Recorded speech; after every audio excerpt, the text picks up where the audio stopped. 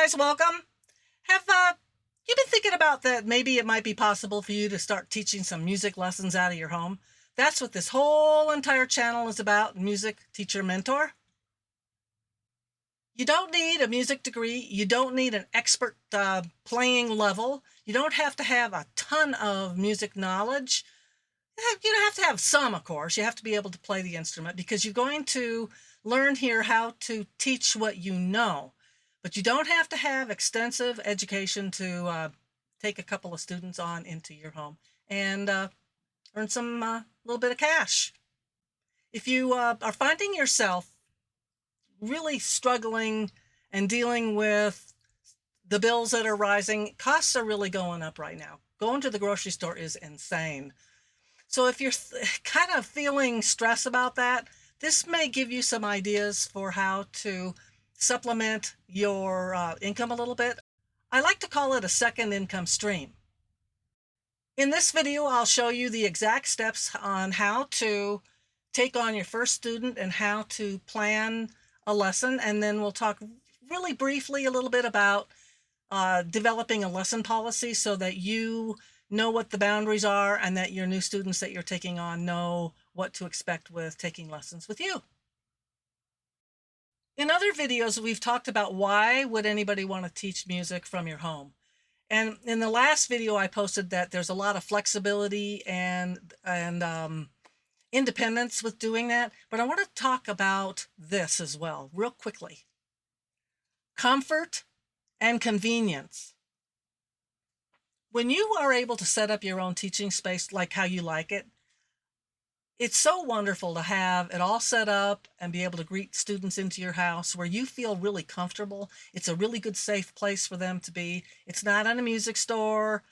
And the other reason too is that, and I'm going to be kind of snarky right now, if a student doesn't show up, let's say somebody doesn't show up, which is really their loss because they're going to be paying for their lesson anyway. And we're going to talk about that in the lesson policy when we get to that stage. Somebody doesn't show up, you can just go stick your head in the fridge and have a snack. Pet the dog. Hang out and wait for your next student to show up.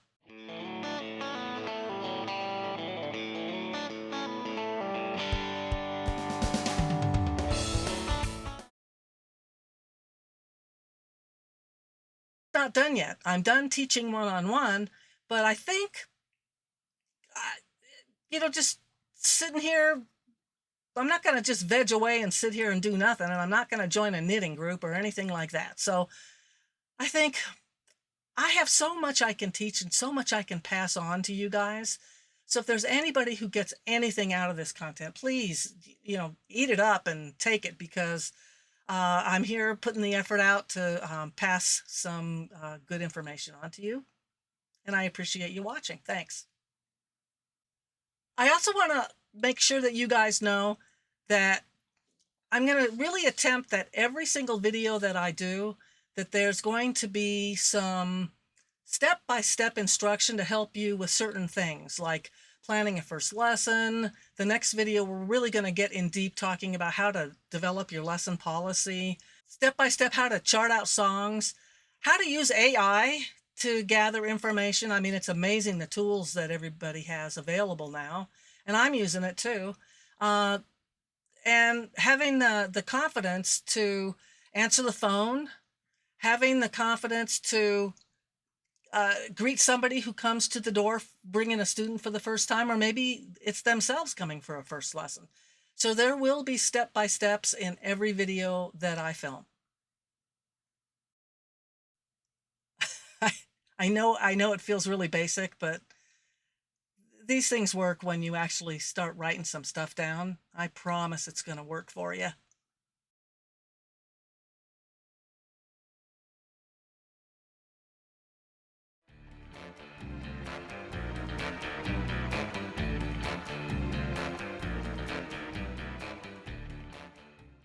Okay, next, on paper, just write this stuff down. I want you to figure out what level is your first student, your first couple students, what level of playing do you want them to be at? Do you feel more comfortable working with a beginner student? younger? Are you a good enough player where taking an intermediate level student would be a good fit? Or are you a pretty advanced guitar player? You just never taught before. So there's no reason on earth why you couldn't take a more advanced student as long as you've got a really good plan set up for them. So now that you've picked your imaginary student, and I'm going to make one up right now. Your imaginary student is a guitar student and they're 8. And they're going to be coming next week for their very first lesson. Why don't you pick a couple of songs? Let's pick one. Just let's pick one right now and we'll get you rolling on this one. How about a song in the key of A? A is a really easy chord. How about picking one song and let's say Wild Thing by the Trogs? So rather than going to the internet and just copying something off, some kind of piece of sheet music for the Trogs, why don't you create the song yourself? So go in there, grab the lyrics, that's number one.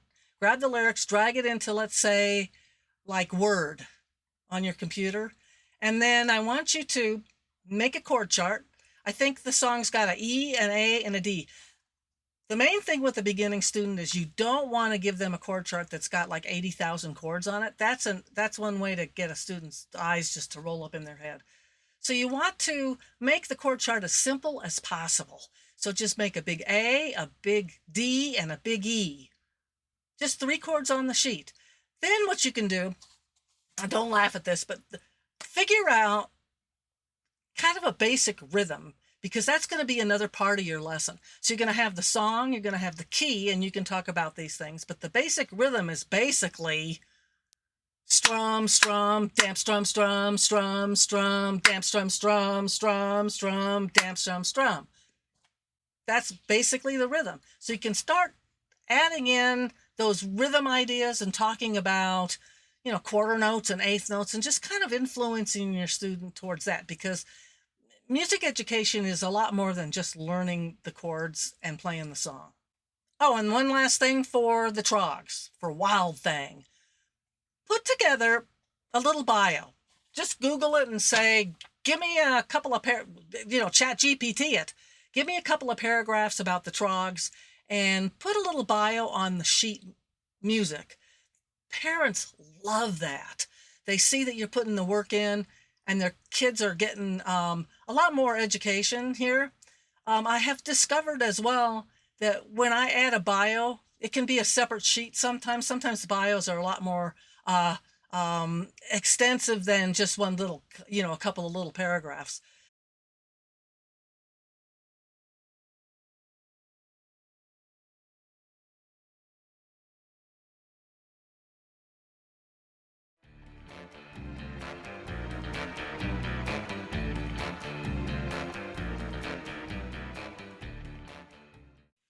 Okay, I want to talk a little bit about a lesson policy. Why on earth would you want a lesson policy? We're getting right into this really fast because it's something you can knock out and get out of the way. And when you're really clear about what you're charging and how payment comes in and timeliness and making up lessons, when you have a lesson policy structured and it's in a form that you give to a student, it helps you to set up boundaries. That way, when somebody calls, you have your lesson policy in front of you, and if they want to know more about how you run your business, you can read it to them. And I think that's a very clear way to get your point across with people, so that people take you seriously and that this is not just this little side hustle, but that you're really working on making this a business and you're going to follow through for their student, and the money they spend is going to be worth it.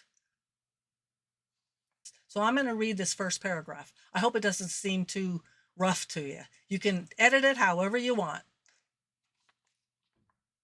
Mine says, taking music lessons is similar to attending a class. Okay, it's not just a one here, one there, one here. You are actually taking a class. It's not a college level class, but it is a structured environment. Your monthly payment is comparable to the tuition you would be paying for that class. If you cannot attend your lesson for any reason, other commitments, illness, expecting reimbursement or rescheduling is unreasonable. So let's say you sign up for a watercoloring class at the college. And let's say there are 12 classes in the course that you paid for. If you miss one of those classes, do you expect for that teacher to make up that lesson with you individually? Do you expect her to hold a whole nother class for all those people that missed? Nope. And then I write this: we understand that children get sick. However, since you have reserved your class time, please expect to pay for the missed lesson regardless of the reason. And that's the very first thing that a new student goes home with when they are done at the end of their lesson. And then probably within the next week, I would expect to kind of review that and go over that with the parent again, and then I would have them sign that. How much will your lesson rate be? How long will your lessons be? And how are you going to bill for those lessons? Are you going to take Zelle? Are you going to take a check? Are you going to go with cash? Those are things to think about, and really be tight on this when you get started.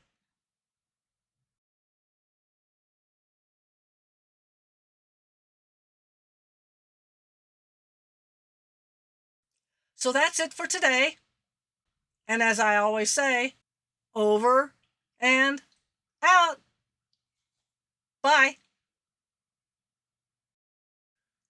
Okay, Kyle, today, it's been about 4.5 months.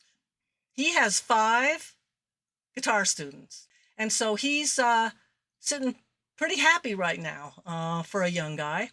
He's charging $20 a half hour. There are some challenges with that, but right now he's sitting happy with 5. I'm going to read you this. It's a little bit of math, so that kind of will give you an idea of the kind of money that he's making. He is giving half-hour lessons. He's charging $20 a lesson. 5 times 20 equals $100, and that's for 2.5 hours worth of work. Now, bear in mind, to create his lessons, there's some work in the background that he has to do to get his lessons prepared. But once he starts getting more material, he can reuse that. They'll compound on each other, and he will be able to use those with other students that are coming up behind the ones that he's got. His business is going to build, and that's exactly what this channel's all about, is how to get you guys confident, and some really good fail-proof strategies on how to take some first students and start accepting people into your home.